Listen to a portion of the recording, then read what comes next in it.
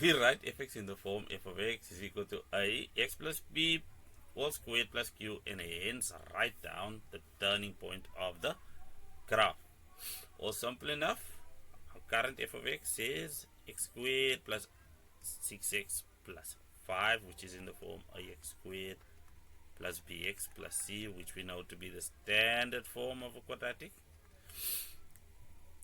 function. And over here we'll have mx plus c, standard form for a linear. Well, the value of b, that's b of 2a, and that's of course, well, minus 6, because 6 is the value of b right over there, over 2, and then our value of a is just 1. So negative 6 divided by 2 is minus 3, and then q is obviously equal to f of minus 3, which if we punch it into this equation gives us the value of negative 4.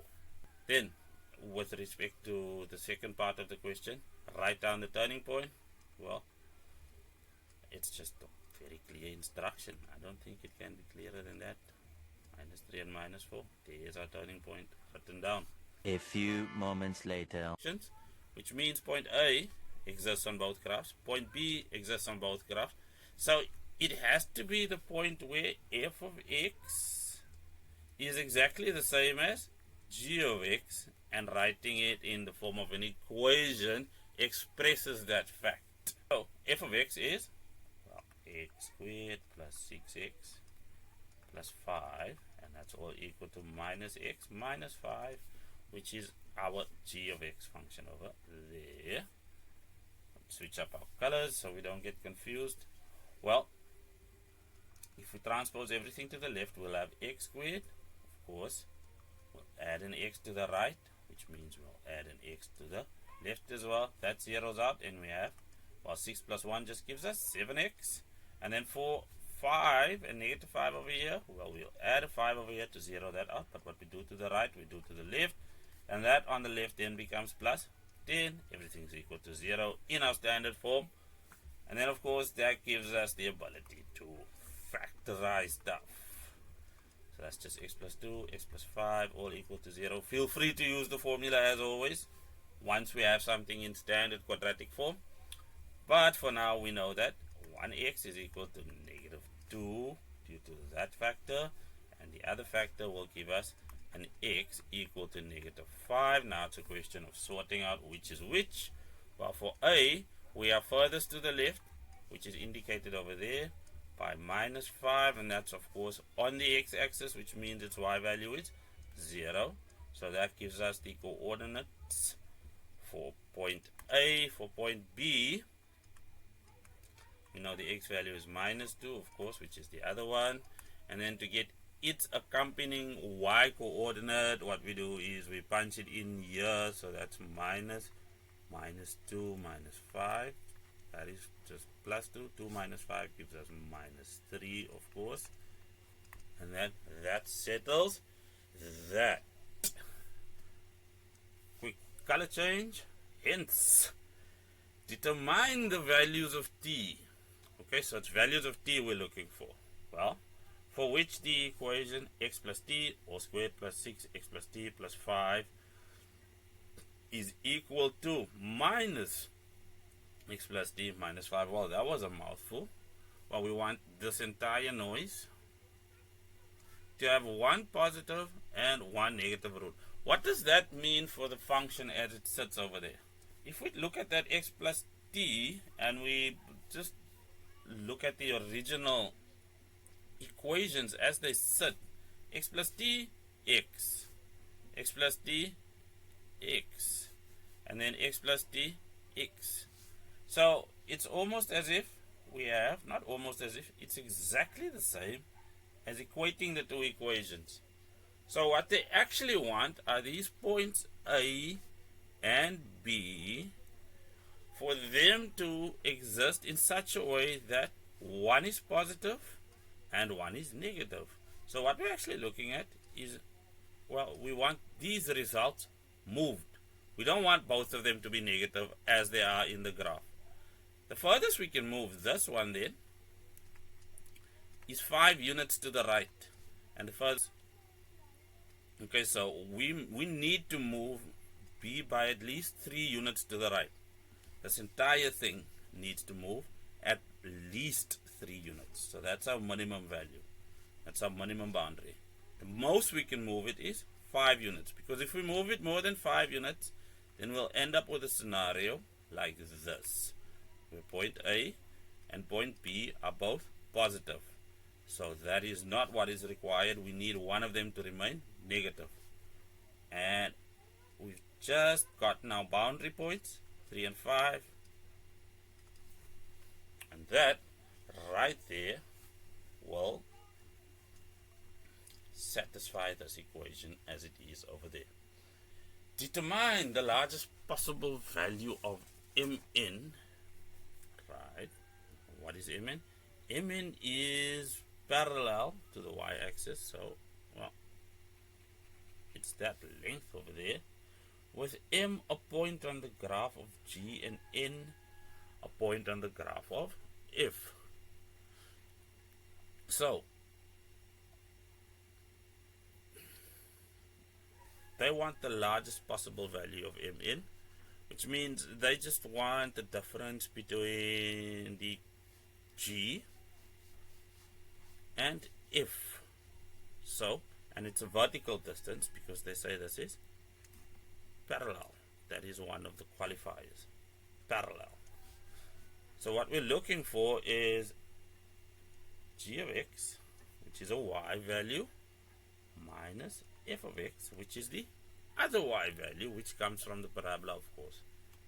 And in order to do that, well, we'll do exactly what they say. It'll be minus x minus 5. There we go. And then what are we subtracting from that? Well, none other than x squared plus 6x plus 5. Simplifying this, we'll get negative x squared. That becomes negative, so we'll have minus 7x, of course. And then minus 5 minus another 5 gives us minus 10.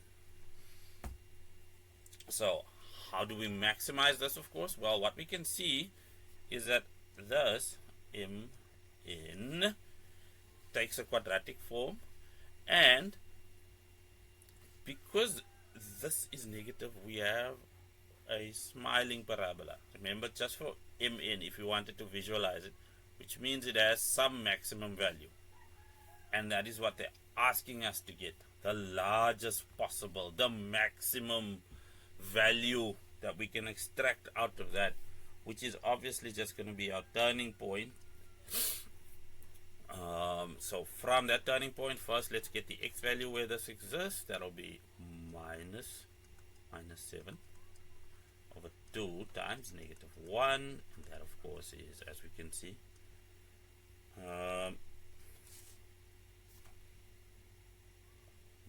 negative 7 over 2. And then we'll take this value and punch it back into that function. So our q is going to equal, well, if we wanted to show the substitution, how that looks, minus 7 times negative 7 over 2 minus 10. And any calculator should give you that mn maximized is equal to 9 over 4. Well, and given that it's a length, be careful, this value must be positive. So it makes verification, that part of the verification, easier. We are expecting a positive value, we got a positive value. So at least that matches what reality should be.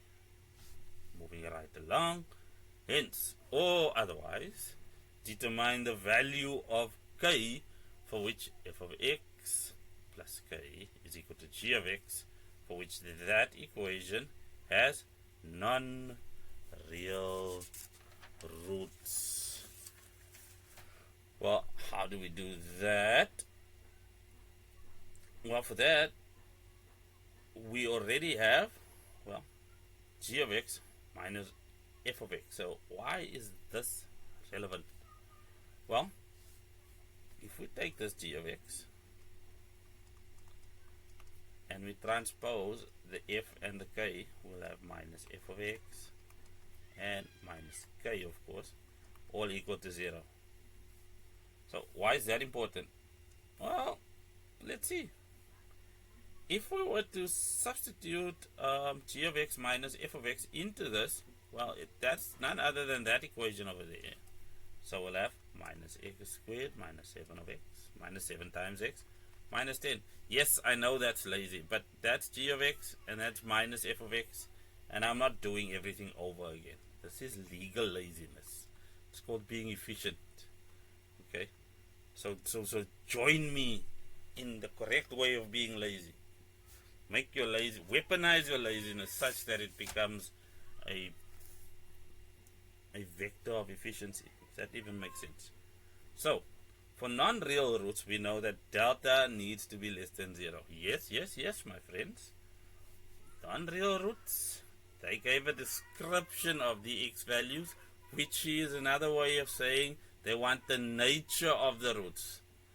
The nature of the roots has been determined for you. So determine the value of k for which we have non-real roots coming out of this equation. So they're not asking us for the values of x. No. They want something from delta, which is determined by the value of k. So let's give it to them. From this, we know that, remember, for non-real roots, delta should be less than 0. And delta is made up by b squared minus 4ac. That's our determinant, of course.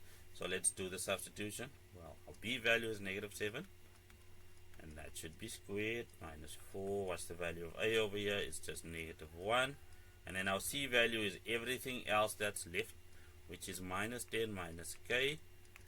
And that, of course, is less than 0. Now we have an inequality to judge. Okay? Simplifying all of this gives us, well, 49 minus 40. That's negative 4 times negative 1, which is positive 4 times negative 10, which is minus 40. And then, of course, minus 4k. If we do the same there, that gives us positive 4 times minus k gives us minus 4k. That all needs to be less than 0.